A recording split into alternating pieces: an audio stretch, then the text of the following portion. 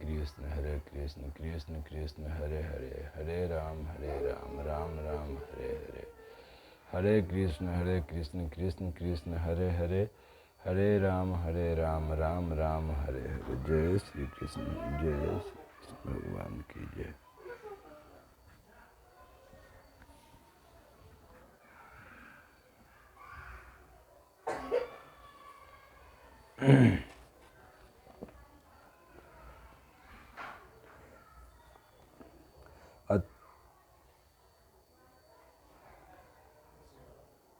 अथ द्वितीय अध्याय भागवत कथा और भागवत तृत का महात्म्य।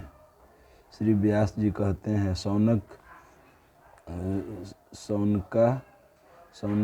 सौनकादि ब्राह्मणवादी ऋषियों के प्रश्न सुनकर रोमहर्ष के पुत्र उग्र श्रवा को बड़ा ही आनंद हुआ। उन्होंने ऋषियों के इस मंगलमय प्रश्न का अभिनंदन करके कहना आरंभ किया।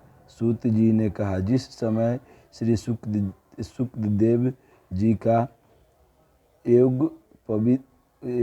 योग पवित्र संस्कार भी नहीं हुआ था, सूत्रालौकिक वैदिक कर्मों के अनुष्ठान का अवसर भी नहीं आया था।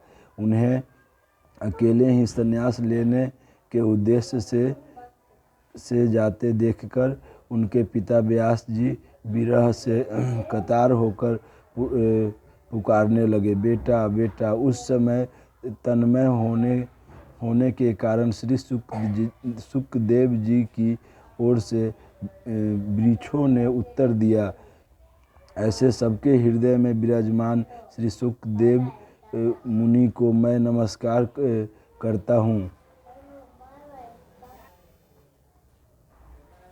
श्रीमद् भागवत अत्यंत गोपनीय रहस्य तमक पुराण है। यह भागवत स्वरूप का अनुभव करने वाला और समस्त वेदों का सार है। संसार में फंसे हुए जो लोग इस घोर अज्ञान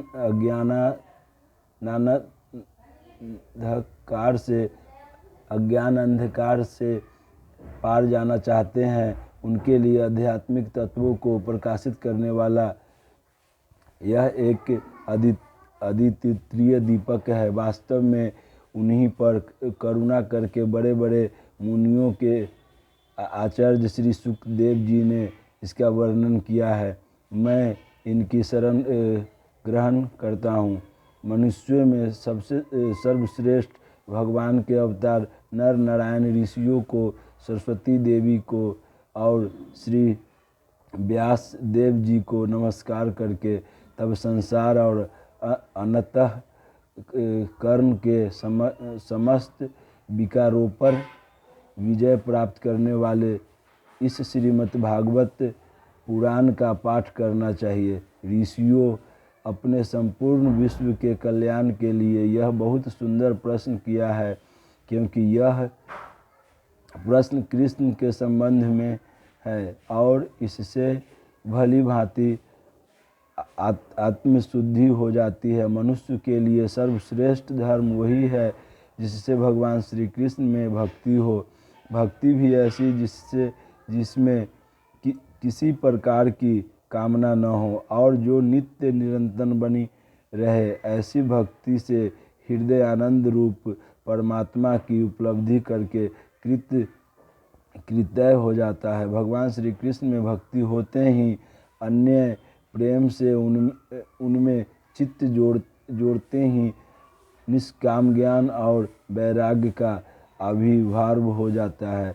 धर्म का ठीक ठीक अनुष्ठान करने पर भी यदि मनुष्य के हृदय में भगवान की लीला कथाओं के प्रति अनुराग का उदय न हो तो वह निराशर्म ही शर्म है। धर्म का फल है मोक्ष। उसकी सार्थकता अर्थ प्राप्ति में नहीं है। अर्थ केवल धर्म के लिए है। भोग विलास उसका फल नहीं माना गया है। भोग विलास का फल इंद्रियों को तृप्त करना नहीं है। उसका प्रयोजन है केवल जीवन निर्वाह। जीवन का फल भी तत्व जिज्ञासा है। बहुत कर्म करके स्वर्गादि प्राप्त करना उसका फल नहीं है। तत्व वेता लोग ज्ञात और यज्ञ के भेद से रहित अखंड अद्वितीय सच्चिदानंद स्वरूप ज्ञान को ही तत्व कहते हैं। उसी को कोई ब्राह्मण, कोई परमात्मा और कोई भगवान के नाम से पुकारते हैं। श्रद्धालु मुनिजन भागवत श्रवण से प्राप्त ज्ञान वैराग्य युक्त भक्ति से अपने हृदय में उस परम तत्व रूप परमात्मा का अनुभव करते हैं। शौनकादि ऋषियों, यही कारण है कि अपने अपने वर्ण तथा आश्रम के अनुसार मनुष्य जो धर्म का अनुष्ठान करते हैं उसकी पूर्ण सिद्धि इसी में है कि भगवान प्रसन्न हो। इसलिए एकाग्र मन से भक्त तसल भगवान का ही नित्य निरंतर स्वर्ण कीर्तन, ध्यान और आराधन करना चाहिए। कर्मों की गांठ बड़ी कड़ी है। विचारवान पुरुष भगवान के चिंतन की तलवार से उस गांठ को काट डालते हैं। तब भला ऐसे कौन मनुष्य होगा जो भगवान की लीला कथा में प्रेम न करे। शौनकादि ऋषियों पवित्र तीर्थों का सेवन करने से महत्व सेवा, तदनंतर स्वर्ण की इच्छा, फिर श्रद्धा, तत्पश्चात भागवत कथा में रुचि होती है। भगवान श्री कृष्ण के यश का स्वर्ण और कीर्तन दोनों पवित्र करने वाले हैं। वे अपनी कथा सुनने वालों के हृदय में आकर स्थित हो जाते हैं और उनकी अशुभ वासनाओं को नष्ट कर देते हैं, क्योंकि वे संतों के नित्य सुहृदय और जब श्रीमद् भागवत अथवा भागवतों के निरंतर सेवन से अशुभ वासनाएं नष्ट हो जाती है, तब पवित्र कीर्ति भगवान श्री कृष्ण के प्रति स्थायी प्रेम की प्राप्ति होती है। तब रजगुण और तमोगुण के भाव, काम और लोभादि शांत हो जाते हैं और चित्त इनसे रहित होकर सत्य गुण में स्थित एवं निर्मल हो जाता है। इस प्रकार भगवान की प्रेममयी भक्ति से जब संसार की समस्त आसक्तियां मिट जाती है, हृदय आनंद से भर जाता है, तब भगवान के तत्व का अनुभव अपने आप हो जाता है। हृदय में आत्मस्वरूप भगवान का साक्षात्कार होते ही हृदय की ग्रंथि टूट जाती है, सारे संदेह मिट जाते हैं और कर्म बंधन छिन्न हो जाता है। इसी से बुद्धिमान लोग नित्य निरंतर बड़े आनंद से भगवान श्री कृष्ण के प्रति प्रेम भक्ति करते हैं, जिससे आत्म प्रसाद की प्राप्ति होती है। जय श्री कृष्ण। प्राकृतिक के 3 गुण हैं, सत्व, रज और तम।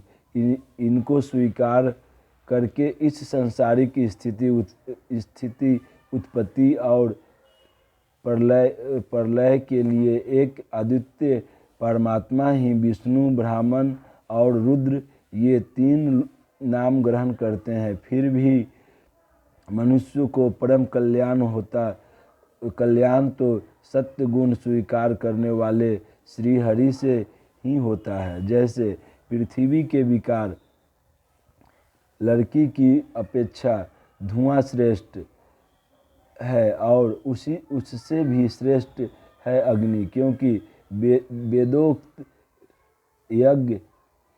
यज्ञादि के द्वारा अग्नि संदगित देने वाला है। वैसे ही तमोगुण से रजोगुण श्रेष्ठ है और रजोगुण से भी सत्व गुण श्रेष्ठ है, क्योंकि वह भगवान का दर्शन करने वाला है।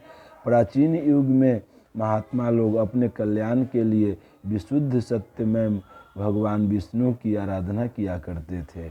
अब भी जो लोग उनका अनुसरण करते हैं वे उन्हीं के समान कल्याण भजन होते हैं। जो लोग इस संसार सागर से पार जाना चाहते हैं वे यद्यपि किसी की निंदा तो नहीं करते, न किसी में दोष ही देखते हैं, फिर भी घोर रूप वाले तमोगुनी, रजोगुनी, भैरववादी भूत पतियों की उपासना न करके सत्य गुणी में विष्णु भगवान और उनके अंश कालास्वरूप रूपों का ही भजन करते रहें। परंतु इसका स्वभाव रजोगुनी अथवा तमोगुनी है। धन, ऐश्वर्य और संतान की कामना से भूत, पितर और प्रजापतियों की उपासना करते हैं, क्योंकि इन लोगों का राज स्वः उन भूतादि से मिलता जुलता होता है। वेदांको तात्पर्य श्री कृष्ण में ही है।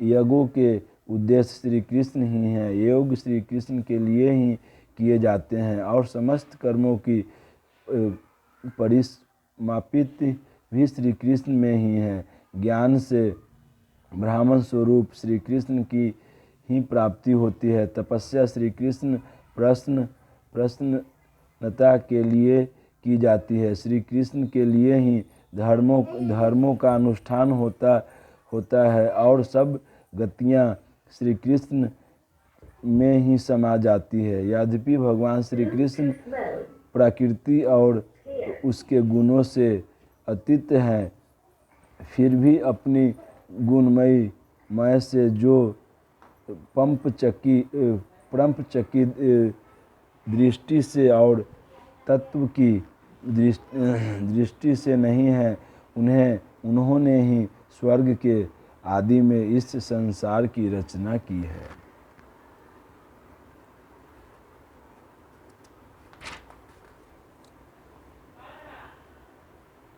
ये सत्व, रज और तम तीनों गुण उसी माया के विलास हैं। इसके भीतर रहकर भगवान इनसे युक्त सरीखे मालूम पड़ते हैं। वास्तव में तो वे परिपूर्ण विज्ञानानंद घन हैं।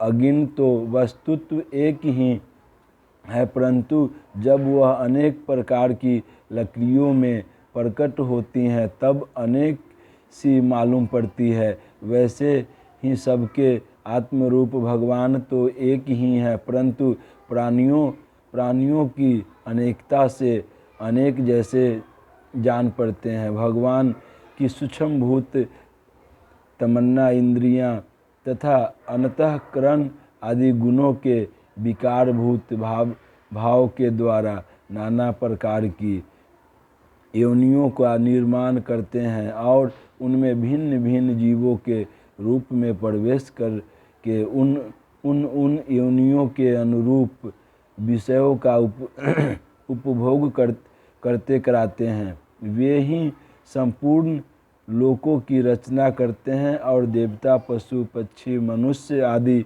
योनियों में लीला अवतार ग्रहण करते हैं। सत्य गुण के द्वारा जीवों का पालन पोषण करते हैं। जय श्री कृष्ण, जय श्री कृष्ण। मित्रों, हमारा ये गीता का पाठ आप लोग को अच्छा लगा होगा तो प्लीज़ आप लोग लाइक करें, शेयर करें, सब्सक्राइब करें और रोज़ इसी समय आप लोग हमारा गीता का पाठ सुन सकते हैं और जितना से जितना ज़्यादा हो शेयर करें। जय श्री कृष्ण, जय श्री कृष्ण, जय श्री कृष्ण, जय श्री कृष्ण।